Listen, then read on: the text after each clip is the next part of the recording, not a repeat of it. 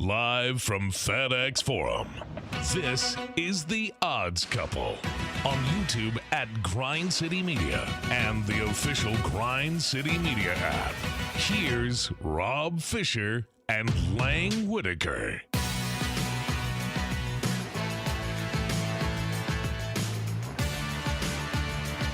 Hello, good people. Single. Hello. Oh, sorry, I'm finishing up some tweets. I'm retweeting. Is this live? Reposting. I'm reposting. Are we do it live? live. Hello, let's do it live.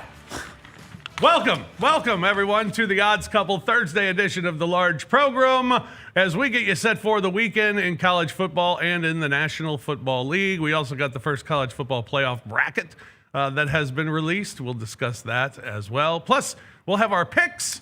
Our big dogs. And free picks even before we get out of here today. So thanks for joining us. I'm Rob Fisher. Lang Whitaker is alongside. Hello, Lang. How are you? Good, man. How are you doing? We're all just hanging in there, man. We're here. I was saying I had to put down the social media. I've had enough. Oh, no. Old man Lang. It is. Like, I feel very like, get off my lawn, you damn kids. But, yeah, I was just like, you know what? I'm putting the phone down. I'm just going to watch something on television. Oh, yeah? How'd that work? Like I'm an old man. Then you had to look at something up to see. You watching the game and saw, what are people saying on Twitter? No, I didn't do that. Okay. I was like, I'm done with that. All right. As I go in the chat right now on our show. But, yeah. I watched the Lakers and the Spurs last night. I did not. I watched Netflix. I watched the Lakers and the Spurs, and the thing that I came away with from that game was three things. Three things I came away with.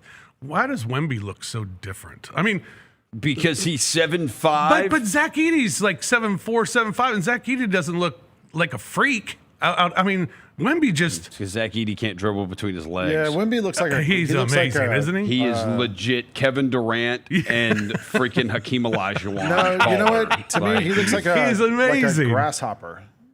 A grasshopper. Yeah, just like real long and like super arms and like all angles and stuff. He is something. Maybe a praying mantis. He's something to watch. He fouled out last night, but he was. I saw him dunk on Bronny last night. Yeah. He's something to watch. The other thing I learned, Jake LaRavia is good. What? Playmaker Jake. Jake. That's Roser's bet took the long bet on him. Don't get me started. I've said my spiel on that. And the one that I upsets like spiel. That's a good word. Spiel's been used a couple times this week. The other one that I like. This is the one. Well, the one that I hate the most. Marcus Smart was good. Well, except that play at the end. Except the play at the end. Yes. You know what? The ball. 1 second left. He's going to inbound the ball. And he steps on the line. You know Turnover. what? Up two. I don't fault him for that. Players, if you wanted to call that. No, you not that. could call that play his foot, multiple times a game. Players do that. His foot was like multiple all times the a way game. over the line. Then start calling it every game. Yeah. Girl, and he was jumping over the line. I mean, it was just really too bad. obvious. No, it's a BS call. It's a B. If you're going to call that, then call it every game because players do that 10 times a game. I think he had to call it. I'll watch the film. I'll watch the film. I will watch the film on Grizzlies Rockets. I know none of y'all want to do that, so I'll be the one that does that, and I'll tell you how many times it happens that way. It probably didn't at all because I don't think it did. At least from us, there was but not much of a Marcus, sense of urgency. Yeah. So, Lane, you got off the social media. Marcus Smart did it after a you made got basket. you got off the social media. We didn't make last night. baskets. You hosted it. No, I called in on your show. Well, no, I'm saying, but when you got home, you put the social media down. Yeah, I got naked and cried. That's what I So did. a Wednesday. Yeah. So Wednesday night. I'm just using Grizzlies Rockets as the excuse for that. You know what the best thing was last night? The popcorn. Popcorn was better last Popcorn night. was on They have like point last Malco night. popcorn in there. Allegedly. Well, but we think Aren't that's they in the separate. bags? Yeah, that's in a separate container, not the ones we get. We've had What do you mean? Not the ones we get? We get like the. in the media room. There's box. popcorn in the box. Oh. Like in the rectangular box. Yeah. What kind of popcorn is that? That's Is this just like FedEx. There's a recipe. They pop Is this it. the poison popcorn? No, they pop it in the arena. We found out last night. Fish and I did a deep dive into popcorn this. police. There's a recipe. Yeah. There's a recipe they go by, and it's pop fresh within 24 hours of the time you get it. And we suggested more yellow. Yeah, we wanted more yellow. Yeah. I was actually saying, what would be worth Be it? careful saying that. I would want a machine, because it's usually too much white, and the yellow is the one that tastes good. The white's just plain popcorn. Yeah. The yellow is like coated in that fake butter or whatever it is. No, it's butter. It's real butter. They told us it was real It's butter. And I real was like, butter. I don't know about that. Don't let RFK find out about that. I mean, real butter would be healthier. Probably primoxamine triopazide. Yeah, real butter is probably healthier. If you have primoxamine triopazide in your butter. I want the ability to get popcorn and have a ratio machine so that you can select. I want 3-to-1 yellow, or if you're on the healthier side, you can get 0% yellow, whatever. But they don't have that. So it's just. But last night, the first couple games, the popcorn was less yellow. Last night it was really yellow. So it was good. So it was good. Good yellow popcorn last night. So Roser, you're doing okay today? Yeah, I'm He's got good. clothes on. He's not crying. Yeah, Fish, clothes are back you on. should be fine too. How long have you been with the team? 19 years. So what? 2006, 7. 7. So you've been through some bad seasons. Yeah. But you were, like This isn't I've been through this is a bad week. been through the back-to-back 2 weeks. 22-win seasons. Like, come on, man. Like, it's We'll be all right. we still got to talk about it. We got to talk about it. But like, When I got before, I've seen. There are like they had all year, and there's no like they got to be top 3, 4. But they are only 3 games out of the 3rd They're only spot 3 in the games West. out of the 3rd seed. That's right. What do you say to that, CJ? Mr. Grizz pessimist. hater. I am a realist. I will say on the topic of stepping out of bounds, I had that called on me in a a state tournament game. Oh, no. And I turned to the ref and said, really, you going to make that call right now? He said, what did you say? I said, really, you going to make that call right now? He teed me up. And my coach pulled me out of the game immediately. Like, what happened? And I told him, he's like, all right, you're not playing anymore. Go to the next one. So, yeah. That's too bad. I don't fault you for saying that to the ref. I would have said that to the ref. Because it's a ridiculous call. Yeah, it's a ridiculous call. It's like you could call that a million times a game if you wanted to. There's a reason we have rules in this society. It had no impact on what was going on. I was just inbounding the ball. Blow the whistle, be like, hey, take it back. Make sure you're behind the line. Or wait till the next dead ball and be like, hey, make sure you're behind the line on the out of bounds. Like, right? Yeah. Whatever, man. Yeah. Don't get me started. Otherwise, Bishop Byrne beat us. Yeah. Otherwise, if you don't have rules and laws, That's right. you end up like San Francisco. The college football playoff bracket is out. We got the first look at that, and the Memphis Tigers have made it as the non-Power 4 program. And they are matched up against the Georgia Bulldogs in the first round. Let's go. With Oregon, Texas Tech, Virginia, Ole Miss, Notre Dame, and BYU.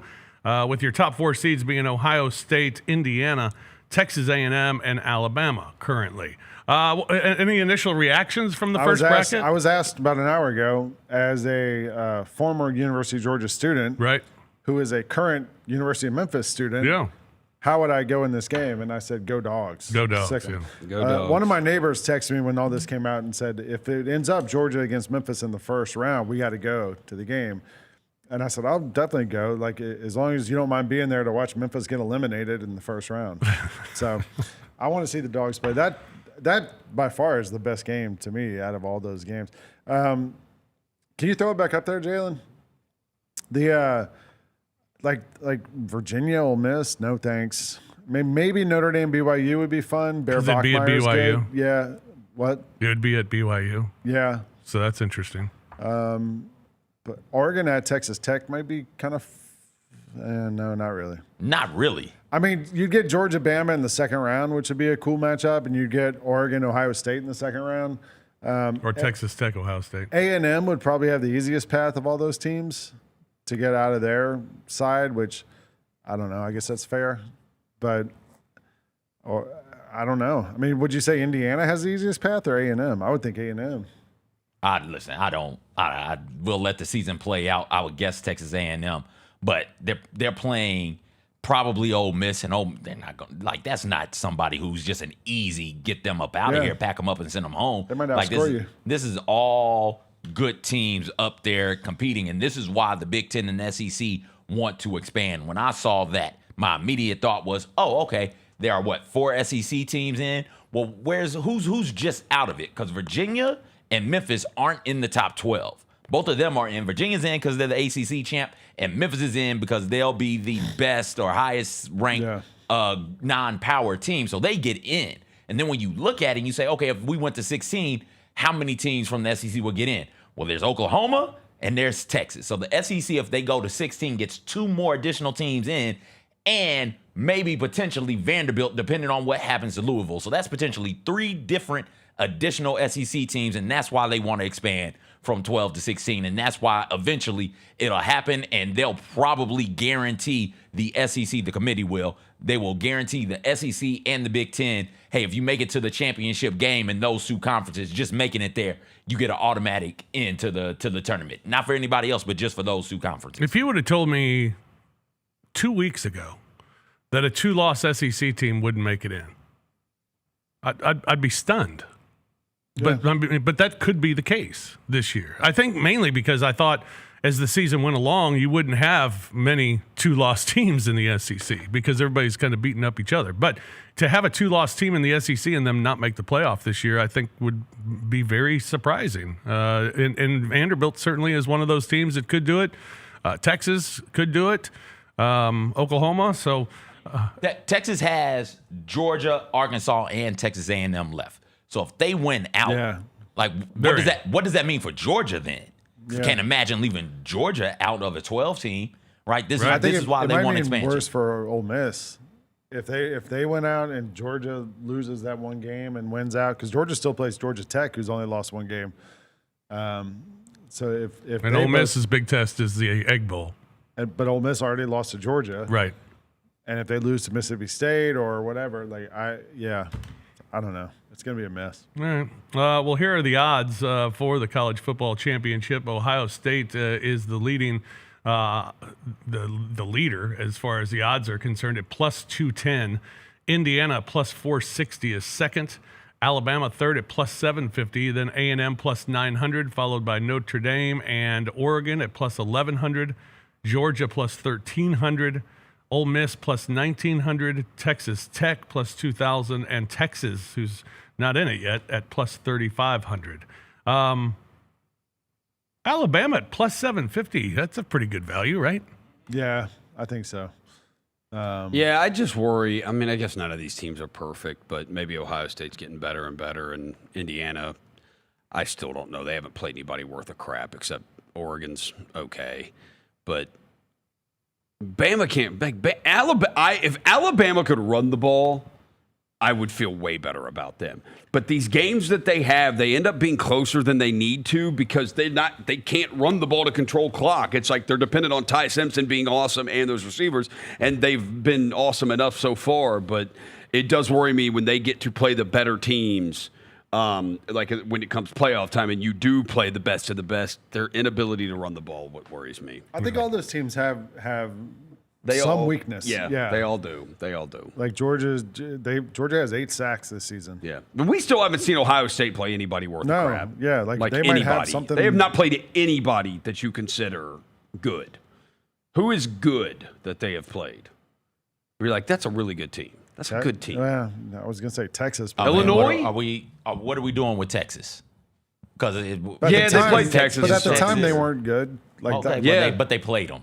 They played them. I give you what that. Are we Texas defense is good. Texas defense is good. They played them. I get. God, Texas, that game was Illinois. so long ago. I forgot about it. I forgot that they played Texas. Yeah, but like it's going to be fun. The 12-team playoff, great. I look forward to it getting to 16 because that's going to add 4 more teams to it, and that's going to be a ton of fun. I'd have to imagine if it's a 16-team playoff, nobody has a bye. That means the first round is a home game for the higher seeded team, which you have to think that conferences, by way of the athletic departments that make up the conference, want an additional home game, want an additional game that matters, right? So does it, in this situation right now, if the season ended today, we'll take Georgia-Memphis, for example. Yeah. Georgia excited about playing that first round game at home. Hell yeah. Would they like to buy? Sure. But getting that money from the home game, getting all those people to come through, they'll love it. Is a need for it to go to 16. I think so. Well, the Memphis Tigers are in the field of 12, at least at this point, and they have a big one tomorrow night as they will take on Tulane. The Tigers are a 5.5. Well, that's actually down to 3.5 now. I heard. Is that correct? I I'll look. Wow. Tigers, the number moving. It was 5.5 against Tulane. The total at 55.5. 3.5 now. Yeah. Memphis Tigers are favored over under Tulane. 54.5 now. 54.5 for the over-under. Well, Memphis is 10-1-1 against the spread in their last 12 games. Memphis has won 30 of their last 34 non-Saturday games. Yeah, including winning their last 5. Memphis, 10 of their last 16 have gone over. Tulane, meanwhile, 5-12 straight up on Friday nights. 1-5 against the spread as an underdog. Head-to-head, Memphis has won 14 of 18, including 7 of the last 8 at home. And Memphis 8-3 against the spread, their last 11 at home against Tulane. I like Memphis. I like Memphis to win by 2 touchdowns. 35-21 Memphis. They cover the spread, and the total goes over. Yeah, I don't really have many problems here with Memphis this week. Really? What about you, Lang? The thing that scares me is Retzlaff, the Tulane quarterback. Yeah. He had 1 interception all season, and then last week they played UTSA or last game, and he, I think, threw 2 or 3 in that game.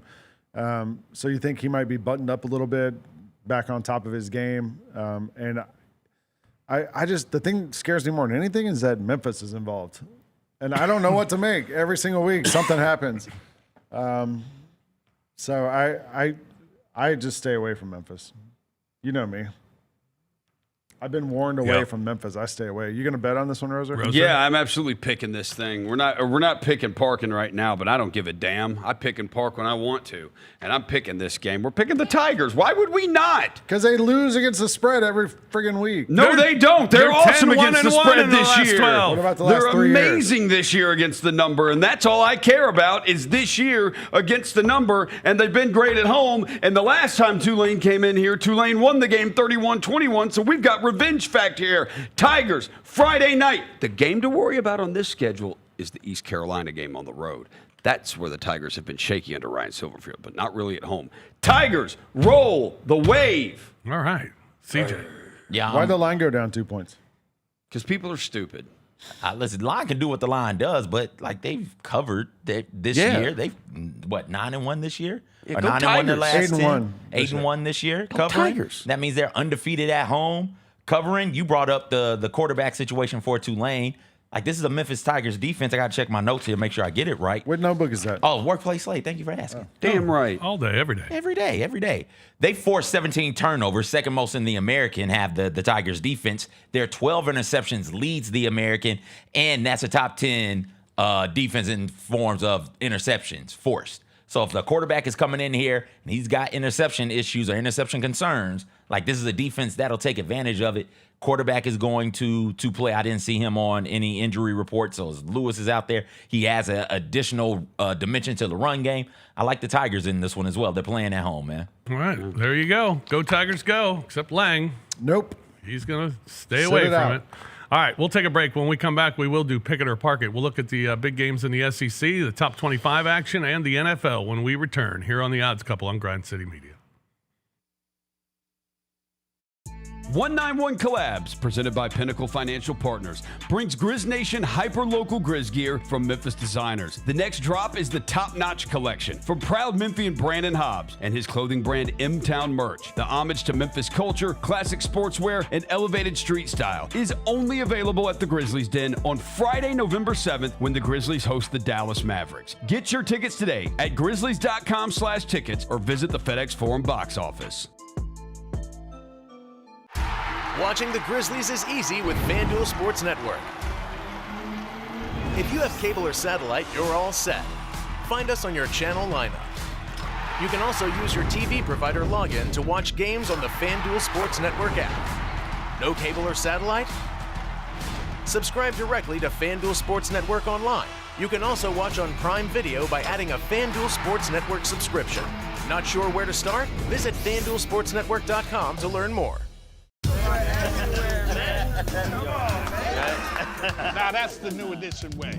I feel like there's another level we can take it to. What you think, Mike? 2 steps ahead of you, Slick. What's good, bro? What you doing, man? I'm in. Woman, you don't even know what I'm getting ready to ask you. Here's the vision. All 3 of us on the same stage every night. Gonna be crazy. No barriers, no separation. It'll be like 9 kings and a queen. The next level starts now. Grizzlies fans know it's the team that gives you the edge. Big River Steel does too. And much like the Grizzlies have recruited legendary talent, we want you to be part of our team. Are you ready to be part of something legendary? Then visit www.bigriversteel.com. That's www.bigriversteel.com.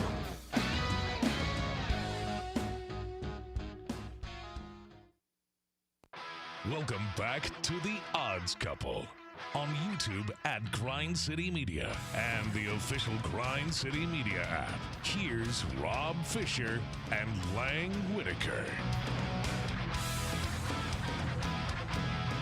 Welcome back, everybody. This is the Odds Couple Thursday edition of the large program. Don't forget we're with you on Monday as well from 2 until 3 as we recap the weekend in sports. Today we look ahead to what's coming up this weekend in college football and National Football League. We got some big games, and let's go ahead and pick it or park it. We got to turn that John up. Yeah. All right. We're going to start with the Georgia Bulldogs. They are at Mississippi State. Lang, you will be attending this game. I will. Two dogs. Yeah. Georgia 7.5-point favorite at Mississippi State. The total is 57.5. The Bulldogs, the Georgia Bulldogs, 22-13 against the spread on the road against SEC opponents. 17-13 against the spread in November. 16 of their last 26 have gone under the total. Mississippi State 5-14 against the spread as a home dog. 13-21 against the spread at home, 11-14-1 against the spread against the SEC. Now Georgia head-to-head 21-6 straight up against Mississippi State. They've won 14 of the last 15. That continues this week. Georgia gets the win and covers the spread. 31-20 dogs. Georgia covers. The total goes under the 57.5. There's your pick. I'm picking this one too, and I'm taking the dogs. Roser? No, You got to be more specific. Okay. I'll take Georgia. I think they're going to outscore Mississippi State. The one thing that makes me, as a Georgia fan, a little bit nervous is Georgia's secondary has not been great this year. They also haven't been able to get a lot of pressure on the quarterback. Blake Shapen's been really good for Mississippi State. I wonder if he's going to be able to throw it downfield. Georgia's starting safety, KJ Bolden, is suspended, I believe, for the first half of this game after he got thrown out in the Florida game last week for targeting. So I think Georgia's got enough to be able to outscore Mississippi State. Mississippi State's also been shaky in close games down the stretch. It also makes me nervous that Georgia should have covered last week against Florida, and instead of going for the touchdown, Gunnar Stockton just kneeled down on the 2-yard line to let the clock run out. So I'm going to roll with the Georgia Bulldogs, and I'm going to roll with them covering the 7.5. And I think Chauncey Bowens has a big game. All right. Running back. Wow. Roser. That was a thick pick. I'm going to park it. Oh.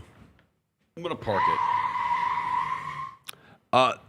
That number seems really high, though. And if the number is that high, that leads me to think Mississippi State. Because that leads me to believe Mississippi State can score points. So they might. Like I said, Georgia has 8 sacks all season. That's one of those numbers that feels like that is high for a reason. High for a reason. Like it's begging you to take the under. And I know you said under, Rob. Mm-hmm. That number feels like it's begging you to take the under, but it goes over, and we get a score like something like 38-31. So I'll pick it, and I'll take the over. What was that? Give me the over. All right, CJ. I don't know what just happened. Me neither. I will take Georgia. I think they're the better team, and they've got to keep winning to, one, keep their SEC championship game hopes alive, but 2, to keep their playoff hopes alive as well. This is not a game that I think anybody will look past with how Mississippi State has been playing. Yep. I'm not saying they're one of the good teams in the SEC or one of the elite teams in the nation, but they are good enough to get you, and I think everybody knows that now. Everybody's on alert. I think Georgia goes out there a real business-like victory. I will take Georgia, and I'm with you, Rob. I'm going to take the under. All right. Big ranked matchup in the SEC this week is Texas A&M. They head to Missouri to take on the Missouri Tigers. Texas A&M is 6.5-point favorite in this one. The total at 48.5. Texas A&M is 8-19-1 against the spread in their last 28 games. 6-14 against the spread. Their last 20 on the road. 6 of their last 8 have gone over the total. Mizzou, meanwhile, 10-3 against the spread in their last 13. 7-3 against the spread at home. 8 of their last 13 have gone over, and they are 8-3 against the spread as a home dog under Eli Drinkowitz. Mizzou has won head-to-head, or covered 4 of the last 7 head-to-head against Texas A&M. I'm going to say take Missouri in the point. Nope, I'm not going to say take Missouri in the points. I'm going to say take Missouri straight up. Wrong team favored. Missouri Tigers win this one 27-24. Mizzou covers, and the total goes over. That was a thick pick. Yeah, Missouri's not going to win this game. Texas A&M is going to win. Texas A&M has an awesome offensive line, and I know Missouri's strength is really their defensive line. They have the 2 guys who have more sacks than Georgia has as a team all season. I just think Missouri starting a true freshman at quarterback against a veteran Texas A&M team on both sides of the ball is not going to be enough. Missouri's had a nice little kind of run this year under the radar, but I'm not a believer. And I'm still not like 100% bought in on Texas A&M. Like, I don't feel like I've seen them tested in a real like tough matchup. But I think at Missouri is not really like a real tough matchup for them. This is going to end up on the Missouri hype video, I think, if they win. But I'm taking Texas A&M. All right, Roser. Look, Texas A&M had a big win at Notre Dame, 41-40, but they gave up points there. They had a big win at Arkansas, 45-42, but they gave up points there. So there have been some cracks in this Texas A&M defense. Now, Missouri's had a couple of weeks now, and I think Missouri, even with the freshman quarterback, Texas A&M, there's a chance here. There's a chance. Chance what? I think for Eli Drinkwitz to develop a game plan that throws Texas A&M off. Dare I say, what also weirds me out is it feels like if that's a real freshman quarterback, this line should be bigger than that. I don't care that it's on the road. A&M's also had another extra week to prepare for this, but the line's still sitting here at 6.5. Dare I say, Oh. might be a big dog on this one. You'll have to stay tuned later, though. Oh. So what sound do I play? Nothing. Okay. Big dog. Big dog. That was a thick pick. Yeah. Back 'em Big up. dog. CJ. Texas A&M is coming off of a bye week. They've cracked, to Rosa's point, they've allowed teams to score over 40 points, but they've cracked 40 points 5 times so far this season. Missouri is coming in, I want to say reeling, but they have lost 2 of their last 3 straight up. Freshman quarterback, you got to be able to run the ball. Missouri has a star at running back in Hardy. He leads the SEC and is 4th in the nation in rushing yards per game, has 11 touchdowns, 5th most in the nation. Texas A&M is allowing 118 rushing yards per game, and that's where the game is going to be won and lost. What can Missouri do on 1st and 2nd down running the football? They get run on 1st down, they run on 2nd down, it becomes 3rd and manageable, and Missouri is converting at about a 50% clip on 3rd down. On the defensive side of the ball, Texas A&M is only allowing teams to convert on 22% of their 3rd down conversions. That's best in the nation, right? So if they can make Missouri off schedule, if they can put the ball in the hands of the freshman quarterback, Texas A&M stands a real good chance of winning this, and I think that they do. I like Texas A&M laying the 6.5, and I also like the over because of how explosive that A&M offense is. All right, there you go. Another one that has one ranked team because the other one has fallen off the face of the earth. The Alabama Crimson Tide are a 10.5-point favorite against LSU. The total in this one, 49.5. Alabama, double-digit favorite against the LSU Tigers, who have a new head coach. Alabama 27-8 against the spread at home, 19-12 against the spread in their last 31 games. 10 of their last 15 have gone under the total. Meanwhile, LSU 8-13 against the spread in their last 21. LSU is 2-6 against the spread following a double-digit home loss, which they had last time out. 12 of their last 17 have gone under. Alabama's won 12 of the last 14 head-to-head, and including the last 2.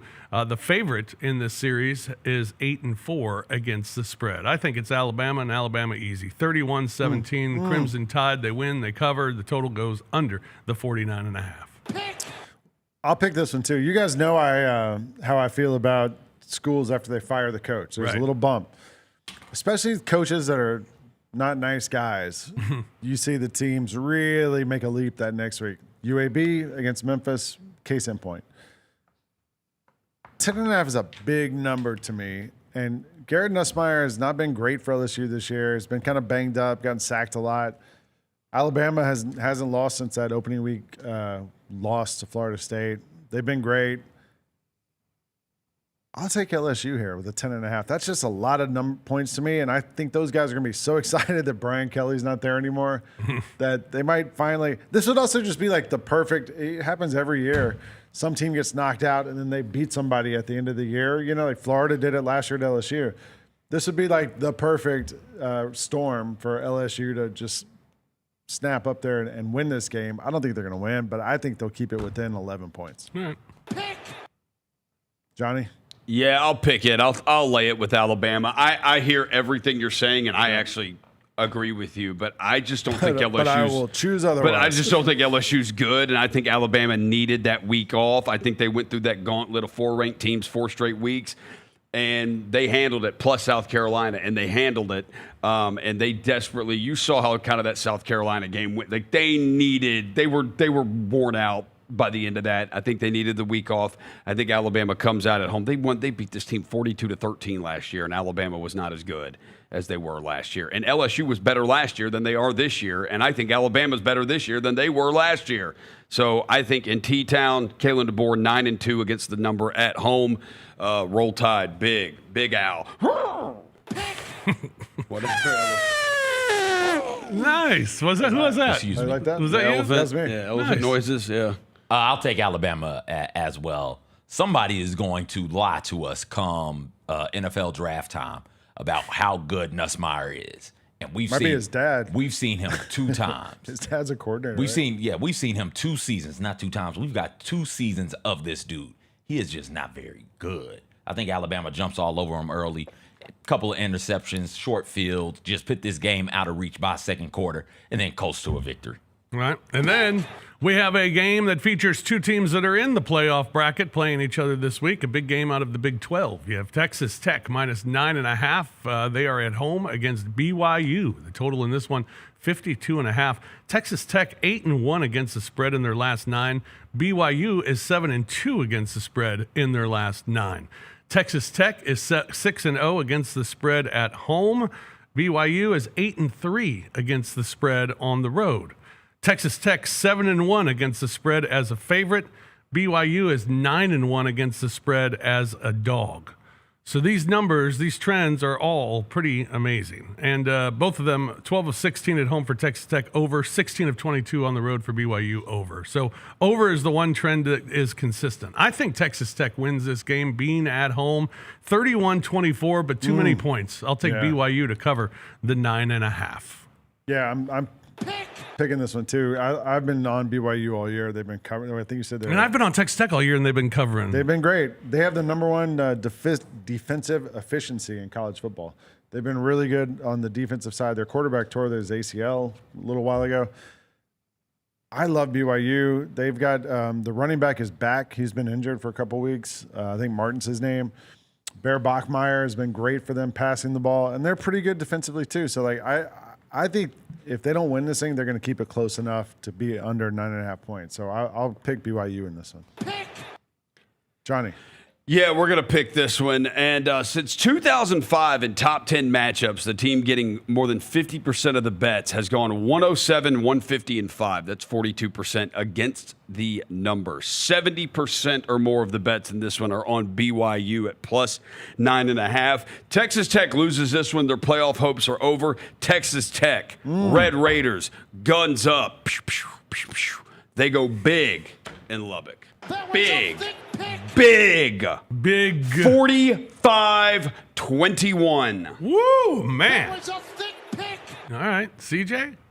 I like where your head is at, Rosa. This Texas Tech defense is really, really good. 67 tackles for loss, on the season. That's top 5 in the nation. That leads the conference. They're able to get after you, force you into those 3rd and longs when they can really pin their ears back and get out there and get after you. And this Texas Tech offense is explosive. It's one of the best offenses in the nation. I will take Texas Tech laying the 9.5. I think they're just a bit too much for BYU. All right. There you go. A couple of big college football games this week. A couple of big ones in the National Football League as well, including the Tampa Bay Buccaneers taking on the New England Patriots this week. Buccaneers are a home 2.5-point favorite. The total 48.5. Tampa Bay 1-4 against the spread at home. 10 of their last 14 in November have gone under the total. New England, meanwhile, 5-1 against the spread in their last 6. 5-0 against the spread in their last 5 on the road. New England 8 of 10 against NFC South have gone under. And head-to-head, the Patriots 5-0 against the spread their last 5. All 5 of those games going under. Wrong team favored. New England Patriots. Straight up. 24-21 Patriots. They win, they cover, and it goes under the total. Yes. Patriots almost lost last week to the Falcons. Because terrible. the Falcons are crazy. The Falcons are terrible, and they almost lost to the Falcons last week. I picked this one. I believe in Baker. I'm a Buccaneers fan. Ibuka's back. They're getting all their guys back. They haven't been completely healthy the last few weeks. I'll take Tampa Bay in this one, minus the 2.5. The Patriots stink. Stink? They're at 7-2? Yeah. Yeah, I don't think the Patriots They eked out one against the Falcons. But I'll pick it. I feel like this Patriots team is due a loss, so I'm going to lay the 2.5 with the Bucs. That's just a due theory. Field game. Field game. The due theory. I might have to take a poo. It could be that. He's feeling a due. You never know. The deuce theory. I'm trying to figure out. Bucky Irvin hadn't practiced all week. I was trying to figure out if he had practiced this week. I mean, it would help out a ton if he was playing, because they are down so many weapons on that Buccaneers offense. I will take the Patriots plus the 2.5. I think they keep it under a field goal. Last second field goal make by the Bucs gives them a 1-point victory. So I'll take the Patriots. Bucs to win, but the Patriots to cover. Right. Rams at the 49ers this week. The Rams a 3.5-point favorite. The total in this one is 49.5. Rams are 9-2 against the spread in their last 11 games. They're 9-1 against the spread in their last 10 on the road, and 4 of their last 5 have gone under. Meanwhile, San Francisco 1-4 against the spread at home. They're 3-7 against the spread taking on NFC West teams, and 2-7 against the spread as an underdog. The Rams have covered 4 of the last 5 games against the 49ers, and 9 of the last 12 in San Francisco between these two teams have gone under the total. We talk about it every week, it seems like. When can the 49ers just self-implode? I mean, with guys going down at the rate that they're going down. Don't you speak that? I got the Rams 24-17. Rams win, they cover, and the total goes under. CJ, can you play the sound effect for Park It? Because that's me steering clear of this one. Yeah. Fair. Swerving out of the way. I've been waiting for the 49ers to fall apart for 2 months now, and they haven't done it. They're in every game. Now they're trading for guys. They're getting better. So I'm staying out. That's Roser's team. Yeah, I'm picking it Niners plus the points, because why would I pick the Rams, even though the Rams had 456 yards of offense in the first matchup. They just they turned it over twice, and that was the difference in the game. The 49ers dominated time of possession, but most of that time of possession they dominated was in the first half of the game. The Niners should get Bryce Huff back for this game. The defensive end he played at Memphis, played his college ball at Memphis. He's been really good for him this year. Had a hamstring injury the last couple of weeks. He hurt on Sunday Night Football. I think he's going to be back this Sunday. Something to pay attention to for the Niners. The last couple of weeks, the run game has gotten going. I think that's because the offensive line is finally getting healthier. They had a couple rookies in there, and I think they got Spencer Burford back last week. I think they might get Ben Barch back. So veterans back on the interior of the offensive center and interior of the offensive line. I think Saul McCaffrey, Brian Robinson's been getting more carries. He rushed for over 10 yards a carry last week against the Giants. So maybe the run game's working, but the Rams defense is like top 7 against in every rushing, receiving, rushing, passing, defensive rush yards, defensive pass yards. They're like top 7 in everything. So the Rams are really good, but they can go to hell. Go Niners. There you go, CJ. I will take the 49ers simply based off the strength. That is 49ers versus the Rams is a divisional game, and the 49ers have found a way to be this. All of the injuries, you brought it up, Rob, all of the injuries, and they're still sitting here with only 2 losses on the season. This is going to be a great matchup. I look forward to seeing how it all plays out. But I think that Shanahan will have them up for it. He'll have a great scheme. Christian McCaffrey is still one of the best, most electric players in the NFL. Give me the 49ers plus the 3.5. All right. Roser, who's your best quarterback on the team? It's Mac Jones right now because he's healthy. Well, I mean, if all healthy. Purdy throws the ball down the field more. Like, that's the thing. Mac doesn't throw the ball down the field. They don't ask him to. They keep everything short and sweet because part of that is he can't escape. So, like, it's got to be quick throws because the offensive line can't block for long enough. Now, some of the Purdy stuff, I think, where it's like Purdy gets out of the pocket and moves better, and I'm like, I think some of that is also because he can't see over the offensive line, so he has to get out of the pocket and move. Mac throws a better ball. Mac has a stronger arm, but I think the key of clearly what you're seeing is McCaffrey is everything. Yeah. McCaffrey's the key to all of it. Yeah. McCaffrey and don't turn it over. And like Purdy, they had McCaffrey with Purdy like earlier this year, and they went 1-1 in those games, and Purdy turned it over like 4 or 5 times, and Mac just doesn't turn it over that way. Yeah. So, yeah. All right. Got a couple fish nuggets for you this week. These are not real nugs. No, these are just the games that we haven't talked about. I'll give you a little nugget on each. Like Vanderbilt, they are a 6.5-point favorite against Auburn this week, total at 45.5. Auburn has lost 25 of their last 28 against top 25 opponents. Oh. And then you got Florida minus 3.5 at Kentucky, total at 43.5. Florida has won 34 of the last 38 games against Kentucky, but they've lost 3 of the last 4. Oh, interesting. Okay. All right, that's it. That's all the nuggets that we got today. All right, we'll take a break. When we come back, we'll look at tonight's Monday Night Football action, also our Thursday Night Football action, and also we got free picks and our regular picks, plus our big dog. All coming up. Big dog. Big dog. Coming up here on the Odds Couple on Grind City Media. Jeff Dunham, Artificial Intelligence, his all-new tour. You're the other white meat. How can you be so smart on one hand and so stupid on the other? Well, you're half of it. I realize I could have avoided all this years ago with one simple word. I do not. Silence! Don't miss a Memphis. Friday, April 10th, FedEx Forum. Tickets on sale Monday, September 29th at jeffdunham.com. Thanks for showing up, Memphis. Nothing beats catching your Grizzlies IRL, and nobody knows that better than you. So next time you want to hit up a game, Ticketmaster's got your back with tickets to every upcoming matchup. Whether you're catching the Grizzlies at home or on the road, you'll find tickets at Ticketmaster, the official ticket marketplace of the Memphis Grizzlies and the NBA.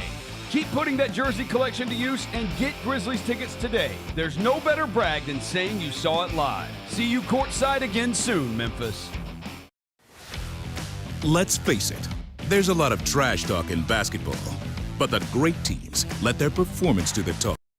Like Ford F-150 with Pro Power on board, a class-exclusive industry-first feature that turns your truck into a mobile generator and leaves the competition speechless.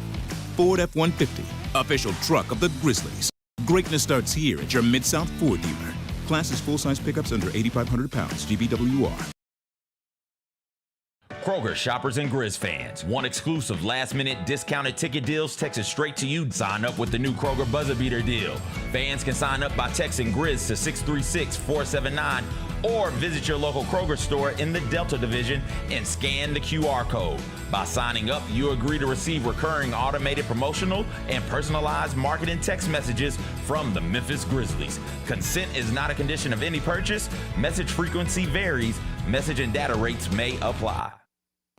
Welcome back to the Odds Couple on YouTube at Grind City Media and the official Grind City Media app. Here's Rob Fisher and Lang Whitaker. Back, everybody. It is the Odds Couple. Yep, it is the Odds Couple Thursday edition of the program. All right, here's what we got coming up. We got free picks coming up. Well, we got our picks, our 5 picks, our big dog pick this week as well. And but right now, I want to tell you about Thursday Night Football. We got a Thursday Night Football game tonight. The Denver Broncos taking on the Las Vegas Raiders. The Broncos are a 9.5-point favorite with the total at 42.5. Broncos 8-3 against the spread at home, 11-4 against the spread as a favorite. 5 of their last 7 have gone under. The Las Vegas Raiders 2-5 against the spread in their last 7 games. 1-4 against the spread, taking on their division. 6 of their last 7 on the road have gone under. 10 of their last 14 overall have gone over or under. Head-to-head, 7 of the last 10 played at Denver between these two teams have gone under. So a lot of unders that we've heard. Seriously, this isn't close. It's Denver. Denver wins it easy. 28-14, Denver Broncos win by 14. They cover the spread, and the total goes under. 9.5, not enough. Raiders are a disaster. Right. Yeah, I'll take. And I look. There are very few people in this world who have less belief in Bo Nix than I do. Right. I'm picking Bo Nix in this thing. Yeah, you could stick a fork in the Raiders. I'll take the Broncos.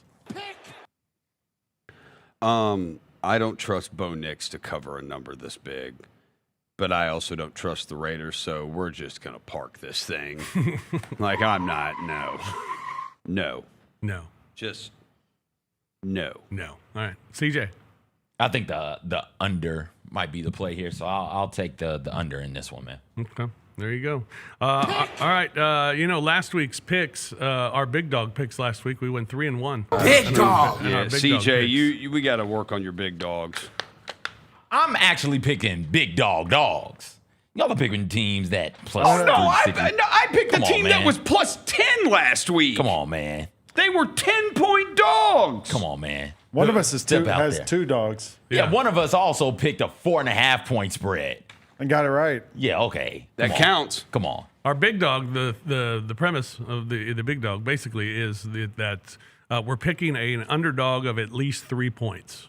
No, 3.5. It has to be 3.5. At least 3.5. A dog more of than a least field goal. It has to be more than a field goal. The one you picked last week was ridiculous. Yeah, that was just insane picking Penn State. That's just it was close until it wasn't. Yeah, it was. And then last week was worse when you had Minnesota. Yeah, the week before that was Minnesota and Iowa. Yeah. I'm doing a great job. I mean, we may have to change it next year where we do. It's got to be like 6 points. Yeah.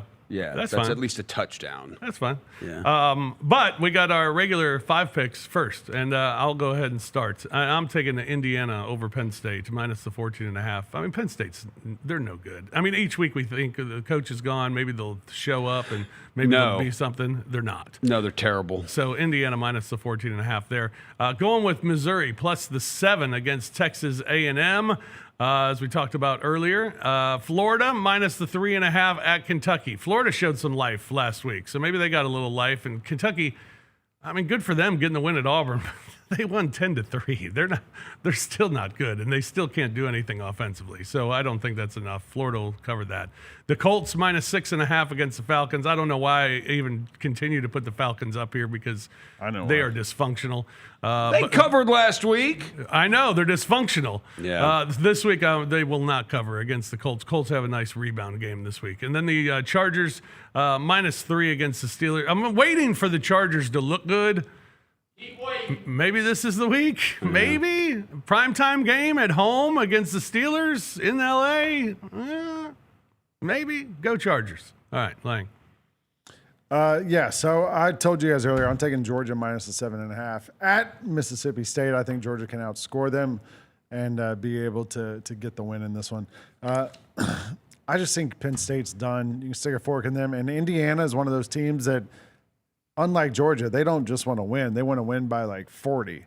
So they're going to run up the score. 14.5 is a lot of points, I know, but I think Indiana's going to win this thing by 21 at least. Or more. Oregon's going to beat Iowa by more than a touchdown. Iowa can't score. The one thing Oregon can do is score. Like, they don't have to worry about stopping Iowa. So I'll take Oregon minus the 6.5 in that one. Kentucky's just terrible too. And Florida stuck around in that Georgia game last week and showed me a little something in that game. And had it down to the final drive of the game. So I'll take Florida to win that thing. I think they're done too. And then I take the Falcons. I pick a Falcons game every week.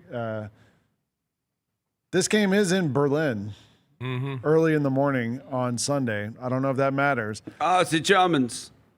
What does matter is that the Falcons suck. And coffee and a strudel. Like that game last week against the Patriots, they come down, tie it up, but they miss the extra point. Yeah. Like there's always something with this Falcons team. They can't get out of their own way. And I think that continues this week. I think the Colts are going to blow them out. All right. CJ? This is my last time Nittany Lions. My last time. All right. Plus 14.5 against Indiana. I did this, saw this play out last year. Michigan was having a bad season. Michigan, coming into that Indiana game, was 1-3 their last 4 and had just gotten their asses handed to them by a good Oregon team. Penn State, kind of in a similar situation. The season isn't going the way that folks expected it to go.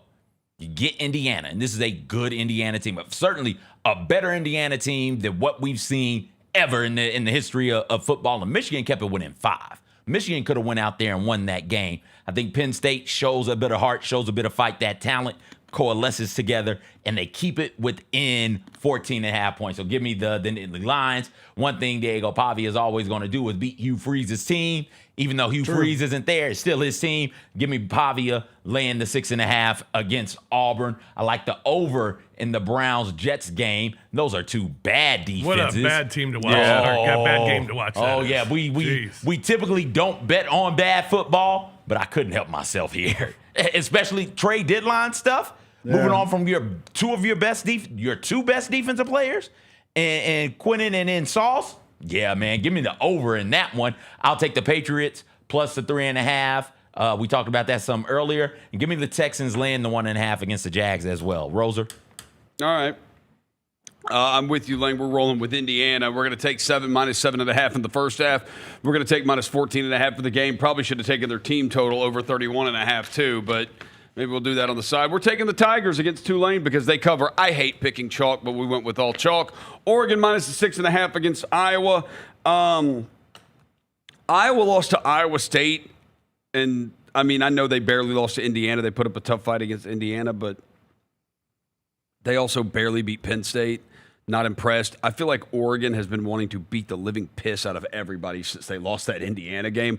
I think that continues here. And then Vanderbilt, it's not a Hugh Freeze coach team anymore that Diego Pavia is getting to play against because he dominates them, but it is a Hugh Freeze built team. And I don't think, I know normally coaching changes, you get better. Auburn's defense has been fine. Auburn's defense has been really good. They have not been the problem. Hugh Freeze there, Hugh Freeze not there. Auburn's quarterback still sucks. Vanderbilt, they bounce back. That's a program with integrity. Coming off that loss to Texas, they still fought. Got down big in Texas. They fought back. Covered. They fight big in this win. Win big Did against Auburn. 31-10. Ooh. Did you read I think it was CBS Sports had like the post-mortem on the Hugh Freeze era at Auburn. My gosh. It's amazing. He loves golf. Good. Yeah, he played golf all the time. Like they couldn't get him to stop playing golf on Sundays. After they'd lose, he'd be out on the golf course. And then they said like one of the things the players hated was that he would always play like worship music at practice instead of like trying to get him fired up. He would have praise music going.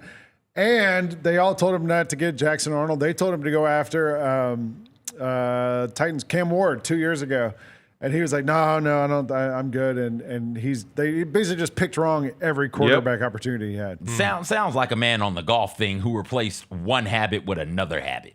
Probably. Yeah, like he was doing. Well, you guys talked about it, right? Like there was a tee sheet that he got canceled from that day, and everybody knew he wasn't going to show up. And I was saying, man, if I got fired from my job, I'd be on that tee sheet every day. If they pay me $15 million. Are you moving immediately? No, you're a millionaire in Auburn, Alabama. Like, kick it for a little bit, man. I mean, where's he going to move to? South Haven or somewhere? Like, he's from around here, right? Like, maybe he ends up back over here. All right, time for our big dog of the week. And big dog. Yeah, the big dog of the week. And we each pick a game that is an underdog of at least 3.5 points. Lang going with Stanford at North Carolina. Nice. I'm going with the New Orleans Saints at Carolina. Roser going with Mizzou against Texas A&M, and CJ with Northwestern at USC this week. Oh, I like that one. How about this little nugget on the New Orleans Saints-Carolina game? Carolina is 0-10 straight up and against the spread the last 4 years as a favorite. 0-10 straight up and against the spread as a favorite. Yeah. 0-10. That's pretty amazing. All right. Free picks. Anybody got free picks for tonight? No. All right. I got a couple free picks for you. Well, we're going with the Buffalo Sabres over the Blues. I like it. And we're going with Sid the Kid against Ovi. We'll take Pittsburgh Penguins tonight. Roser's team over Damn Washington. right. With a goal. With a goal. And we're going to go with the USF, South Florida UTSA over 68.5. Yeah. Over 68.5 USF and UTSA. That's my big college football play tonight. Let me get that USF laying the 13.5. They bounced back after a tough week last week. Yeah, I like that too. That's good.